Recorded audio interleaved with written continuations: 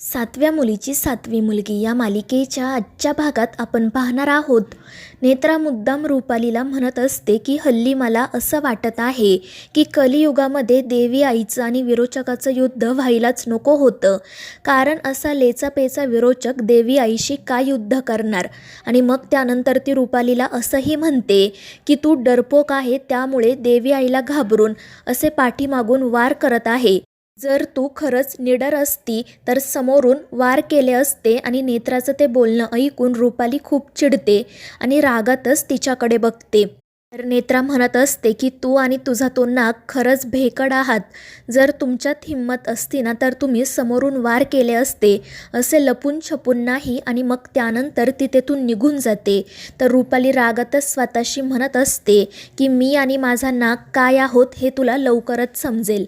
तर दुसरीकडे ते बुवा यज्ञाची तयारी करत असतात आणि त्याचवेळी ते ज्या ठिकाणी यज्ञाची तयारी करत असतात तिथे अचानक खूप कावळे जमतात. त्यांच्या आवाजाने सुरुवातीला बुवा घाबरतात, मात्र त्यानंतर ते म्हणतात की काही झालं तरी मी हा यज्ञ पूर्ण करणारच. त्रेतायुगामध्ये सुद्धा मी हा यज्ञ केला होता आणि आताही मी हा यज्ञ करणारच. मला माहीत आहे की काळ ओढावणार आहे, पण मी माझं कर्तव्य पूर्ण करणार. तर दुसरीकडे नेत्रा इंद्राणी आणि शेखरला सांगत असते की मी आज दिवसभर त्या अस्तिकाचाच विचार करत होते. नक्कीच तिच्यामध्ये काहीतरी गडबड आहे, पण नेमकं काय तेच लक्षात येत नाही आहे. तर इंद्राणीसुद्धा तिला सांगते की मी सुद्धा दिवसभर तिचं निरीक्षण केलं. तिच्यामध्ये नक्कीच काहीतरी संशयास्पद आहे याची मलासुद्धा खात्री पटली आहे. आणि त्या दोघींचं बोलणं ऐकून शेखर म्हणतो की जर तुम्हाला तिच्यावर संशय असेल तर आपण तिला इथून पुन्हा पाठवायचं का. मात्र नेत्रा म्हणते की जर आपण असं केलं आणि आपला संशय खोटा ठरला तर आपणच अडचणीत सापडू, त्यामुळे तिला इथेच राहू द्या.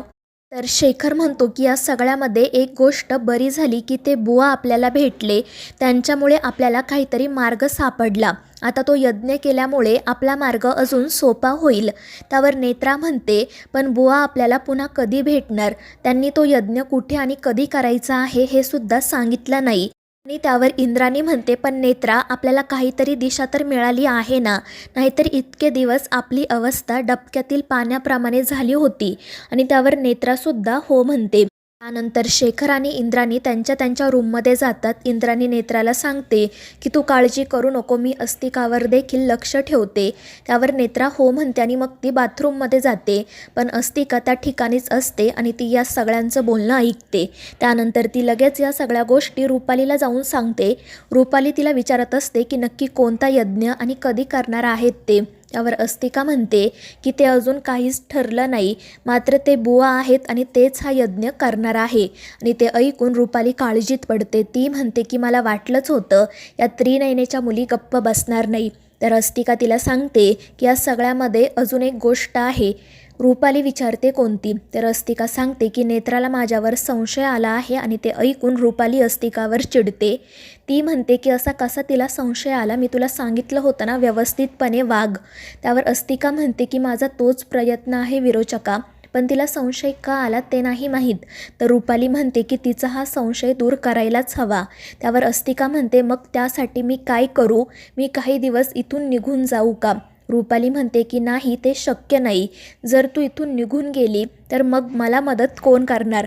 आणि मग त्यानंतर ती अस्तिकाला सांगते की तुझ्या आईला इथे बोलवायलाच हवं. तर दुसरीकडे नेत्रा सतत बुवांच्या बोलण्याचाच विचार करत असते. तिला सतत त्यांचं बोलणं आठवत असतं. आणि मग त्यानंतर ती देवी आईला प्रार्थना करते की सगळ्यांना सुखरूप ठेव, आता मला कोणालाही गमवायचं नाही आहे आणि हा यज्ञ नीट व्यवस्थितपणे पार पडू दे. तर दुसरीकडे रुपाली झोपलेली असते, पण अचानक तिला यज्ञातील जे मंत्र असतात ते ऐकू येतात आणि तिच्या डोळ्यांसमोर यज्ञाचा अग्नीसुद्धा येतो. त्यामुळे ती खूपच घाबरते. तिला त्या अग्नीमुळे खूप त्रास होत असतो. ती मोठमोठ्याने ओरडत असते, विव्हळत असते. त्यानंतर ती बेडवरून खालीसुद्धा पडते आणि तिच्या आवाजाने शेखरला जाग येते. रुपालीची अवस्था बघून तो खूपच घाबरतो आणि बाहेर जाण्यासाठी निघतो.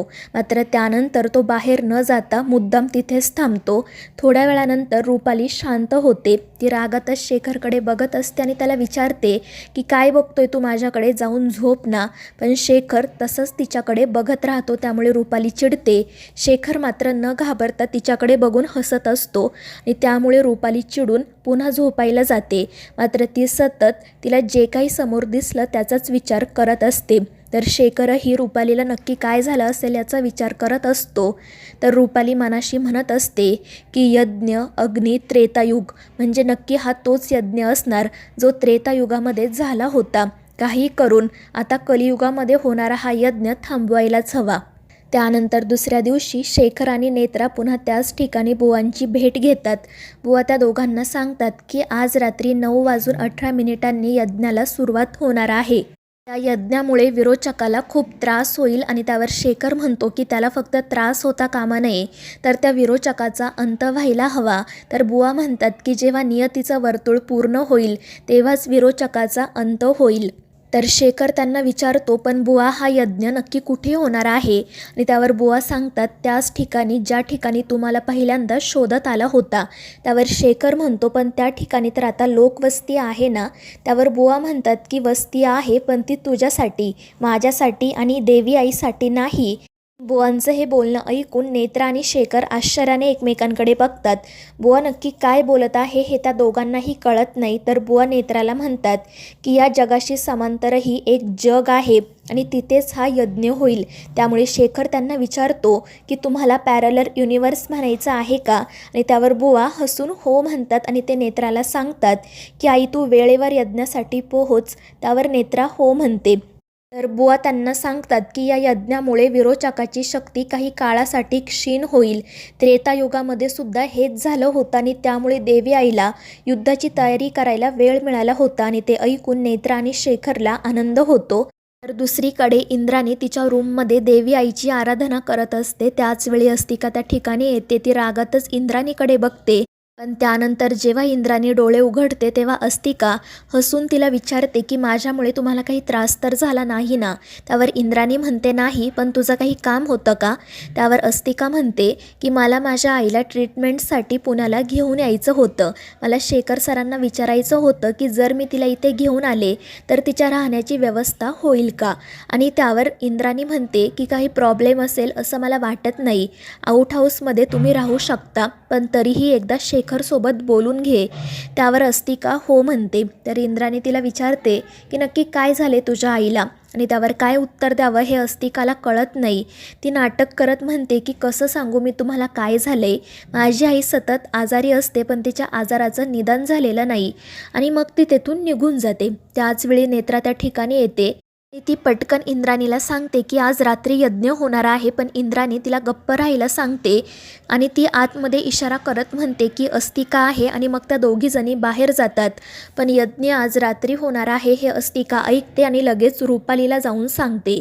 त्यावर रुपाली म्हणते की मला वाटलंच होतं तो यज्ञ आज रात्री होईल.